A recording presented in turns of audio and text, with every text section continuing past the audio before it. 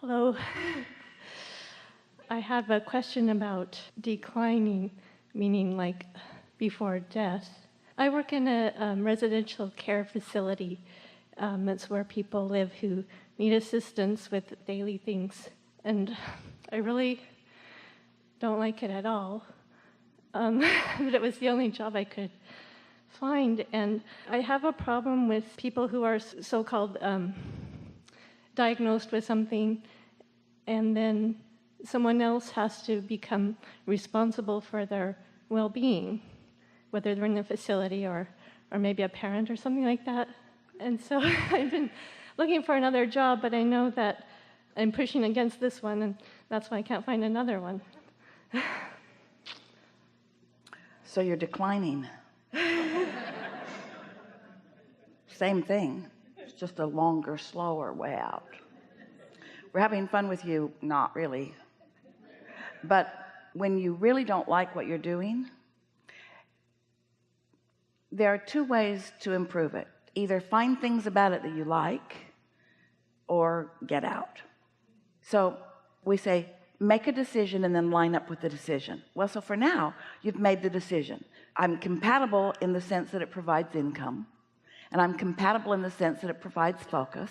And I'm compatible in the sense that it provides contrast. So it's putting more into my vortex. And it is evoking from me some really strong questions about people making their transitions, and about relationships, and about how families get along and how they care about each other. There are many things about this experience that you can line up with, just like there are some things that you are having a harder time. So while we're sort of avoiding your question, we'll come back to it if you want us to, but there's a bigger thing that we want to talk to you about, and that is, we would not encourage anyone to stay in a place that they really don't want to be. And you can turn that around in two ways. You can leave, or you can find things about it that you want. And you know what's really interesting? When you dominantly don't want to be there, but you look for some positive aspects that you can line up with on a day-by-day basis, something else will show up for you that you really do like. Isn't that interesting? The path to getting out of a place you don't want is to like it. People think, oh no, if I pretend like I like this place that I don't like. Well, we didn't say pretend. We said find something that you really do appreciate. So Abraham, if I find things that I appreciate, won't the universe say, well, don't have to worry about her, she's right where she wants to be, let's leave her there? No, because your vortex is full of so much more, especially when it's someplace that you spend so much time. So you can't spend so much time not liking it and be moving toward what you want. And do you know, might be a little hard to hear, but the dissatisfaction you feel is not because of the place where you're working. It's because you're not flowing toward who you really are and what you really want. You don't have to go someplace else to get those juices flowing. And when you get those juices flowing, then there are all kinds of people moving through there, all kinds of opportunities for the magic. It's not magic, but for the opportunities to show themselves to you. You see what we're getting at? So that's the big question we heard. Do you want to go back to the smaller one, or is it now irrelevant?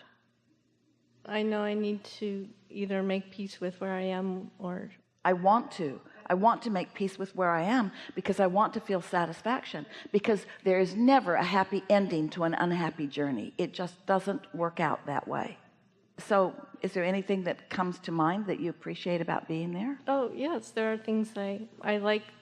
The people I work with, and it's a nice place to work, and the day-to-day work is fine. I mean, I work in an office actually, and yes. So, but it's just what the company is that I don't like more than. But now you see what you just did. You were doing that, and then you did that. You were starting to move in the direction of satisfaction, and then you put the brakes on it. So you didn't allow enough momentum to go to really provide another opportunity for you.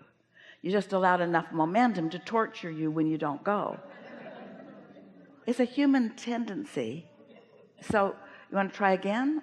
I do really like everyone I work with, and the day-to-day work actually it's okay. I enjoy some aspects of it. I like the free coffee. And it's a nice building, nice place to work, nice people. It's a nice location. There are things about it that are satisfying. I like the continuity of it. I like the fact that I'm not out trying to find a new place to go every day. I like that they're expecting me to come and I'm expecting to be there. I like the things that I've learned. I'm better at it than I was the day I got there. I know that they feel appreciation for the things that I'm doing. I like to find more efficient ways of doing some things. There are a lot of things about this that I am enjoying. Really, that is the path to something that you like so much more. It is. Does that feel counterintuitive? Not when you think about it energetically, does it? No. Now, what was this other thing that you have a little problem with? Maybe I'm not sure what you're getting at. The whole reason that the place exists is what you're at odds with? Because they say that Alzheimer's is a disease, and just the thought of this whole, like, the facilities and everyone who works there and the cooks and the administrative people, like everything, the whole thing is based on disease, and it bothers me. Even though, like, I've talked to my friends and they say, oh, well, you know, they're providing a service and you're helping people, and I just can't make peace with it, I guess. Step back into a more general place for just a little bit and acknowledge that there's contrast all around, and that there are unwanted things and wanted things all around. And then think about people like this room full of people who are on the leading edge, who are fine-tuning, and who want to work the bugs out of their vibration, and who are wanting to give themselves their greatest advantage. And think about them moving from resistance into allowing, and resistance into allowing. And think about the death experience being, there's no death, but what humans call death being exactly that. It's moving from resistance into allowing. And then think about how large numbers of people are in the process of moving from a resistant environment into a non-resistant environment, and some of them have found very clever ways of sort of suppressing the resistance that they feel even before they actually make their transition. And so diseases are just about that. It's about people finding ways to cope with the discord that they don't understand. And just because you understand it and they don't, doesn't mean that it doesn't serve something to some.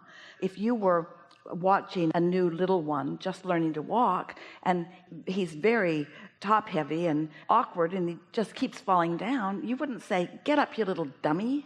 You would enjoy him finding his balance. And so you could look at that in that same way. There are all kinds of things that are being served. What's happening to you here is that you are acknowledging the value of thought, and you're wanting to get good at it, and you want to open to the flow of well-being, even though relative to this subject you really weren't quite opening to the flow of well-being, but you want to. You're acknowledging when you don't feel satisfied and when you do feel satisfied. And so you want to come into alignment with who you are, and you want to be an uplifter. And what we want to say to those like you who are teachers, room full of teachers here, that the way you uplift is think in terms of soothing. And so think of that place as a soothing place. It's a place that soothes. You heard us say today, we said it very pointedly, that we've got all the answers. We're really good. We understand the laws of the universe. We're like your own inner being. We know exactly where you stand in relationship with everything you want. And we not only know the quickest way to get there, we know your path of least resistance way to get there. That's how smart we are. Really smart. However, we also know that until you ask a question and you find alignment and you let the answer in, we cannot present a perfect enough answer to make any difference. We're not speaking to you. We know you're getting what we're saying, but we're saying it to you because we want you to understand there are a whole lot of people around you on this planet that are living life just fine who don't know any of this stuff, because life just sets them up for success anyway. Life shows them contrast, which causes them to ask. Their inner beings are there calling them. Sometimes they go, sometimes they don't. Sometimes they have to croak before they go. Sometimes they figure it out along the way. And in none of it there is any wrongdoing. There are choices. You may be saying, well, I don't like so much to expose myself to something that I don't really believe in, but you believe in soothing, and you believe in uplifting, and you believe in helping. We know you do. And so you really are wanting to soothe yourself about it rather than asking that it all change. You just want to find a way of acknowledging the value of what it is while you look for something that suits you better. And we think it's interesting because you're not saying, I want to stay there and reform this place and make it entirely different. But that really is more what's in your heart, because you're sort of an improver of the planet, or you wouldn't have come at all. You see what we're getting at? So we're not saying that you need to stay there and that you need to stay there till you like it. We're just saying, while you're there, why not like it? And if you can't figure that out, then get out. Yeah. Sometimes people will say, Abraham, I have this relationship with a job or with a person or with something, and it's awful in this way and this way and this way and this way, and do you think I should leave? Now, you didn't say that. You said I can't leave. You didn't even give yourself an out at all. I can't leave. I'm trapped like a rat. But sometimes they'll say, do you think I should leave? And we play with them a little bit, and we say, well, if there are things you don't like, then you need to get out of there. But then you're going to find things you don't like in town, so you get out of there. And now there's things in this nation, so you better get out of there. And now there's things on this planet. Now we don't know where to send you. It's so much more satisfying and so much quicker to just ask yourself the question before you take any action, before you take the action of staying or going. That's a funny way for us to put it, isn't it? Because it seems like you're doing one or the other. Well, not really. Before you take the action of staying or going. That's tricky. Are you following us? Seems like I must be saying because I'm not going. Not really. Before you take the action of staying or going, just ask yourself, what receiving mode am I in?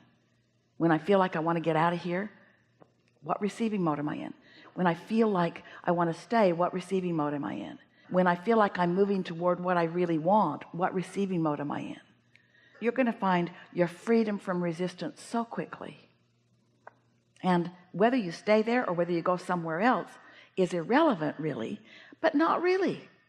It's irrelevant in that you could be happy anywhere, but hear this, you deserve to be the happiest that you can possibly be. That's the question, isn't it? Am I as happy as I could possibly be? No. Well, should I make adjustments? Yes. And then what? Do what you feel inspired to do. But don't take the action from the wrong inspiration.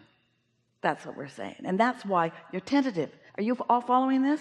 Because sometimes when you're not thinking about what receiving mode you're in, you're just collecting the data and you've had all you can take. And so you say, I'm taking this action. And then you wish you hadn't later because it got worse, not better. Well, that's because you took the action from the receiving mode of what you didn't want. And you do that a few times and it makes you afraid to act at all. So then you get yourself stuck in all kinds of places that you don't want to be, but you say, oh, I remember I've been here before and I took action and it got worse, so that's why I'm stuck. That's why I can't leave. Well, you can leave. You just want to leave from the right receiving mode.